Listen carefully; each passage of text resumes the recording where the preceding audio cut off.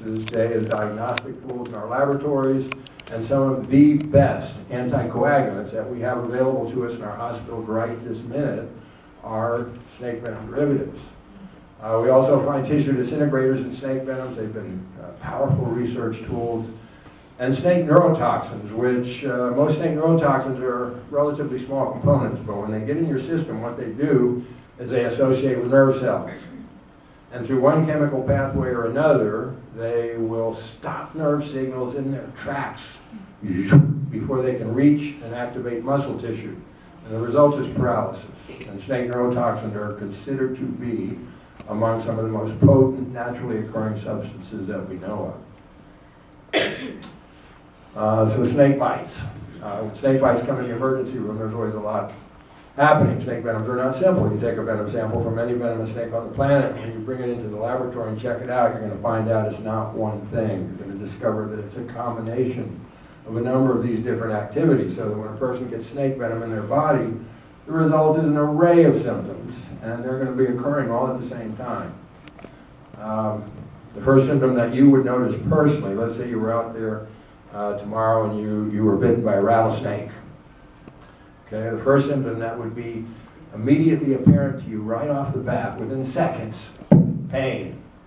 Venomous snake bites, generally speaking, hurt like the dickens. When you show up in the emergency room, that old doctor, once he gets the IV set up and rolling, he's probably going to shoot you up with some painkillers. He might even throw in something to calm you down. I always see this in the field manuals and scout manuals and field magazines. If they talk about snake bite, they'll very often open up with, remain calm, be cool, don't run, don't lose your head, don't get overly excited. Great advice, of course. But I've been involved in quite a few snake bites over the years. Some of them have been my own. And my experience has been that when people are bitten by venomous snakes, and I include myself in that group of people, it turns out that in reality, remaining calm is not really on the menu. You are in pain. You might even be wondering if you're going to see tomorrow, and then you've got all this stuff rolling around in your head. What is my best course of action? What should I be doing right this minute? This might sound crazy, but over the years we've had a number of instances where somebody will come right off the highway, off this highway in front of the serpentarium, they'll come screeching up the driveway, stop right in front of the shop, and the guy will jump out and run right up the cash register.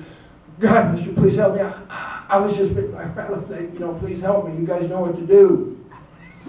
Well, we do know what to do, but we can't treat snake bite at the serpentarium. So we put them in the car and we shuttle them down to the St. Cloud Hospital, to the emergency room. Now, once you're in that setting, there is something that a good, competent emergency room doctor can do that will get you immediately on the road to recovery, and that is to administer anti-venom. And it turns out, one of the snakes I've brought for you to look at, these are the 4 venomous snakes that we have here in Central Florida. I gave the coral snake a little bit of cover. They don't really like to be out in the open, that's why you hardly ever see them. They're one of our most beautiful animals in Florida, and they're very common in most parts of Central Florida, and the only reason you don't see them every day is because they spend almost their entire life hiding. But it turns out that cottonmouth venom is one of the very important components used in the production of the antivenom that we use throughout the entire continental United States to treat pretty much all of our venomous snake bites, which are our pit vipers. So what are our pit vipers? Well, our pit vipers include all of our copperhead snakes, all of our cottonmouth snakes, and all of the many rattlesnake species that we have in our country. They are all members of this big pit viper family, denoted by these very prominent openings on each side of their face, and you can check it out when you look at the 3 of our venomous snakes here of Central Florida are pit vipers. And if you look very closely on these snakes between the eye and the nostril and down a little bit, you'll see these very prominent openings, forward-oriented openings in their face. They call them pits, which is where that pit viper name comes from. They're actually heat receptors. And this is something I would, a lot of people are always saying to me, if I bump into a snake out there, how can I tell if it's poisonous or not? Well, it turns out this works. These heat receptors are a unique characteristic of every venomous snake in the entire continental United States of any significance or any consequence, with only one exception, which is our coral snake, actually a member of the cobra family, and also a snake that's easily identified. But what does that mean? It means if you're out there and you bump into a snake, or you have a snake and you're trying to identify that snake, and you see those heat receptors, well, that tells you immediately If it's got the heat receptor that is not a coral snake, then you're looking at a venomous snake. And if it's, if it doesn't have those heat receptors, and it's not a coral snake, then you're looking, more than likely, you're looking at a non-venomous snake, unless, of course, one of the cobras or mambas or exotic vipers has escaped from the serpentarium in the dead of night and somehow arrived at your current location. But we're not going to talk about that. It turns out that we have in the United States every year somewhere between 5,000 and 7,000 people get nailed by pit vipers. It's a lot of people. Most of these folks, when they show up in the emergency room, they don't have a clue as to what species of pit viper got them. And the good news is you don't need that information, because the company that makes this product, they've come up with a protocol that gives us a one antidote covers all. In other words, if you're bitten by any copperhead, cottonmouth, or rattlesnake anywhere in the continental United States, this one anti-venom product will protect you, it will neutralize that venom, and it will get you recovery. And they accomplish that amazing feat by using 4 snake venoms when they make this stuff. As I said, they use cottonmouth. They also use eastern diamondback rattlesnake. We've got one of those here tonight. And those 2 venoms are used along with 2 other snake venoms, western diamondback rattlesnake and Mojave rattlesnake venom. Those 4 venoms are used in order to, and this is the part I really want you to remember if you don't already know this. These snake venoms are used in order to stimulate the production of antibodies by the immune system of an animal. That's what antivenom is. I think you probably already know that. The company that makes this wonderful antivenom, they're using sheep as a donor animal, and they're doing that as part of the process way down in Australia. A portion of the venoms that we routinely collect and process at the Serpentarium get shipped down to Australia. They get injected into sheep. They have these beautiful herds of sheep down there, and they give them these teensy weensy tiny little shots of venom. Not enough to damage or hurt these animals, but just enough to wake up that sheep's immune system and get it to do what I have come to believe is maybe the most amazing physiological process on the planet, which is our immune system, something all vertebrate animals have. That includes us, of course. Our bodies have this innate ability to recognize a foreign substance when it gets in our system immediately. Our body says, boom, stop right there. You're not part of me. That's pretty cool. Then the real magic happens. Our immune system gets out its chemistry set, looks at whatever that thing is, studies it very briefly, and then somehow begins manufacturing these absolutely unbelievable, incredible, astounding, amazing, marvelous molecules, these little antibodies that have the ability to go over and on contact lock onto those toxins, and in doing so immediately block the activity of the toxin 100%, making it harmless, and at the same time converting it into this very stable, complex molecule that our body can now sweep out and get rid of. I mean, how cool is that? You think about these sheep. They're suddenly exposed to this myriad of toxins that occur in these snake venoms. Their immune systems boot up and just start cranking out these antibodies. Well, after several months, they have loads of these antibodies floating around in their blood. How convenient. At that point, they begin taking blood from these donor sheep periodically, and it gets shipped over to Wales, to a laboratory over in Europe, where they purify those antibodies. They're using a very high-tech process, which also incorporates venom. We ship some of these same venoms over to the folks in Wales, only over there, they use these venom components in order to trap and capture these antibodies on these big gel columns. They have these huge tubes of gel. I have not seen them, but I understand they're about 6 feet across. They're these big columns, and they're full of this special gel material. And by using these venom constituents, they set that gel up so that when they run that sheep blood through that gel bed, all of those little antibodies get locked in and trapped on that gel matrix, and everything else in that sheep blood, and there's a lot of stuff in sheep blood that you don't want or need in your antivenom, all that other stuff just washes out, just blows on through the column. So that finally you get down to where you have nothing but this super pure collection of antibodies on this gel matrix in this big gel bed. And at that point, they release those antibodies. All they do is lower the pH of that fluid moving through that gel bed. This results in a shift in charge on all those molecules. Those little antibodies are released. They come down the column, they capture them, they freeze dry them, they put them in little bottles, and they come back here to the United States. And if you go to any hospital in our country where they're concerned about venomous snakebite, down in the hospital pharmacy, you should find these little bottles of sheep antibody waiting for the possibility that you or someone shows up with a copperhead or a cottonmouth or a rattlesnake bite. And if that were you, a good doctor, would very quickly get that sheep antibody from the hospital pharmacy. He's going to put it in solution. He's going to put it right in your IV, and he's going to shoot those sheep antibodies into your bloodstream. So that now you have these wonderful sheep antibodies. They're rolling around in your circulatory system, and what they're going to do for you is mop up those toxins.